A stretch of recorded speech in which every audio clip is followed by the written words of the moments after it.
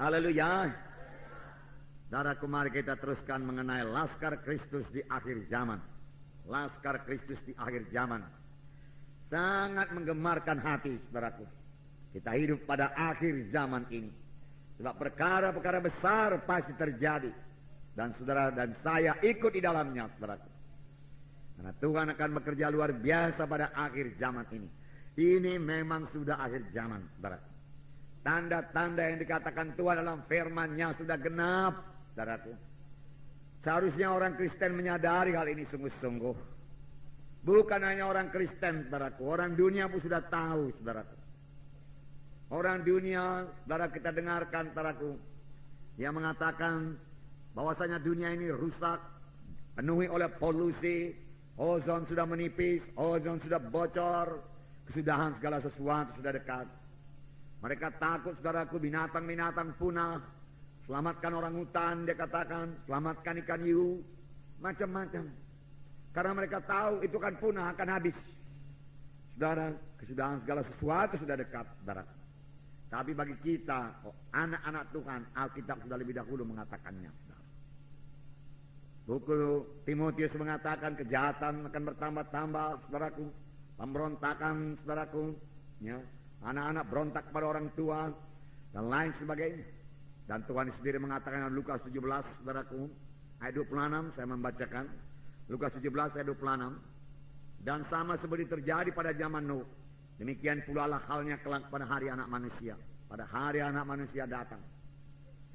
Saudara, kita mengerti apa yang terjadi pada zaman Nuh. Saya akan membacakan sedikit kepada saudara dalam Kejadian pasal 6.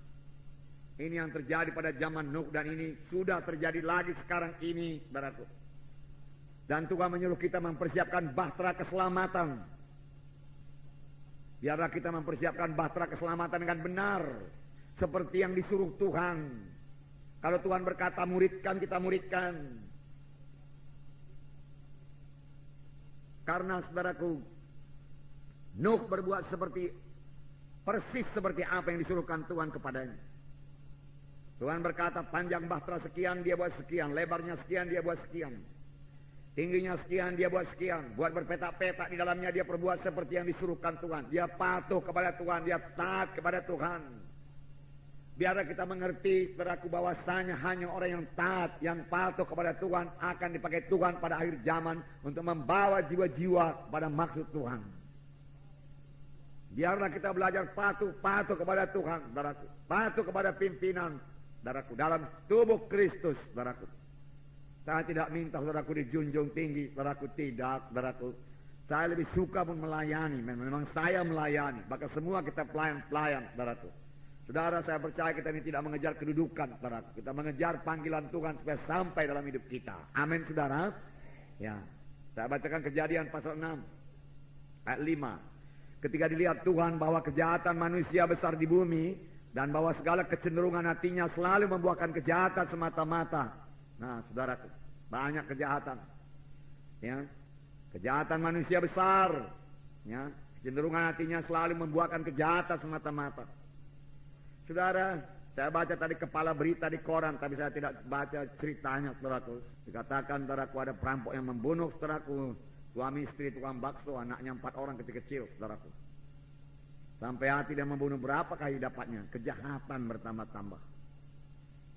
Ya. Kejahatan bertambah-tambah. Ini hanya contoh kecil yang bisa kita lihat, saudaraku. Ya. Ayat 9, inilah riwayat Nuh. Nuh adalah seorang yang benar dan tidak bercela di antara orang-orang sejamannya, dan Nuh itu hidup bergaul dengan Tuhan. Haleluya.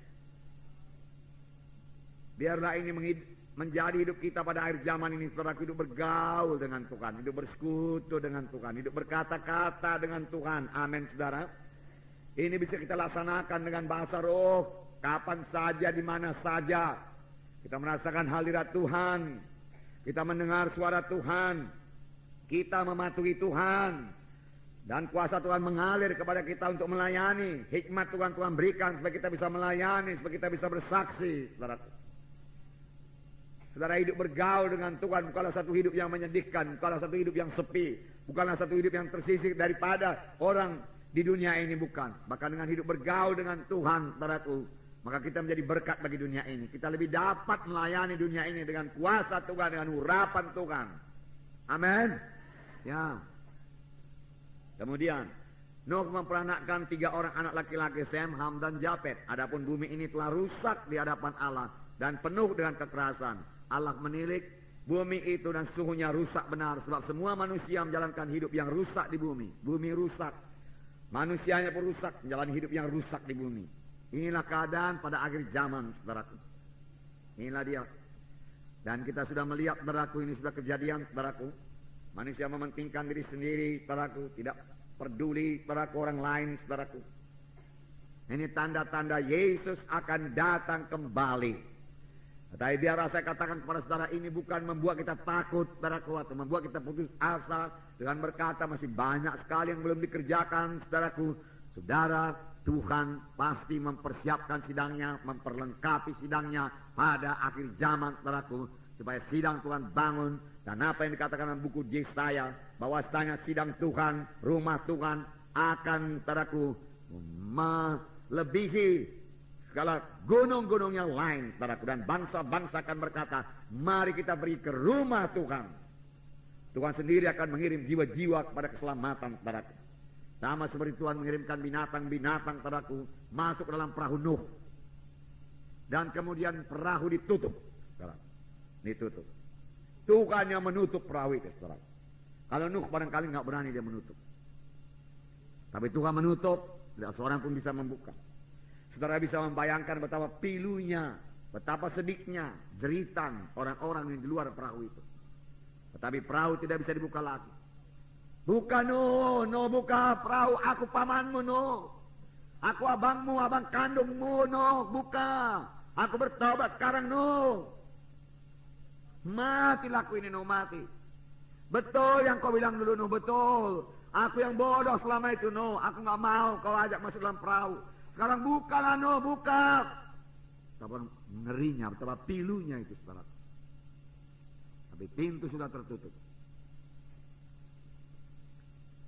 Saudara, pada waktu Yesus datang, saudara, keselamatan sudah tertutup. Itu akan jadi, saudara. Oleh sebab itu sekarang inilah waktunya saudara kita menyelamatkan sebanyak-banyaknya, saudaraku. Saudara-saudara kita, famili-famili kita, saudaraku. Selamat lahir baru menjadi anak-anak Tuhan. Itu juga sebabnya saudaraku dalam pemberkatan nikah, saudaraku, kita adakan altar call. Ya, puluhan, saudaraku, ratusan jiwa-jiwa sudah selamat dalam beberapa kali, 6 kali pemberkatan nikah ini, saudaraku. Berita pun berita keselamatan, saudara. Hanya sedikit berita, saudaraku, mengenai rumah tangga, saudara. Karena rata-rata yang diberkati juga sudah mengikuti pelajaran selama 6 bulan, saudara. Dan itu kesempatan. Dan banyak mereka selamat, saudara. Banyak yang nyata-nyata selamat. Orang-orang kampung, saudaraku, maju ke depan, lalu mereka berdamai di sini. Terus sukacita dia, saudara. Terus ketawa-ketawa dia, saudara. Dia nyata kebebasan daripada, menerima kebebasan dari dosa. Ya. Ya. Memang 1-2 saudaraku ada juga yang menentang. Ya. Tetapi saudaraku tidak mengganggu kebaktian, saudaraku tidak mempan segala usahanya itu, saudara.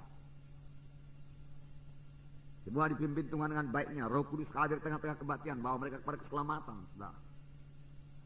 Nah, jadi saudaraku, waktu akhir yang sedikit ini pakailah sebaik-baiknya. Amin, saudaraku. Ya, pakailah sebaik-baiknya. Genapkanlah perintah agung. Pergilah kamu, jadikan sekalian bangsa muridku, kabarkan Injilku, ajarilah mereka itu. Beritakan Injil, baptis, ajari, jadikan mereka itu murid. Ini pekerjaan kita semua.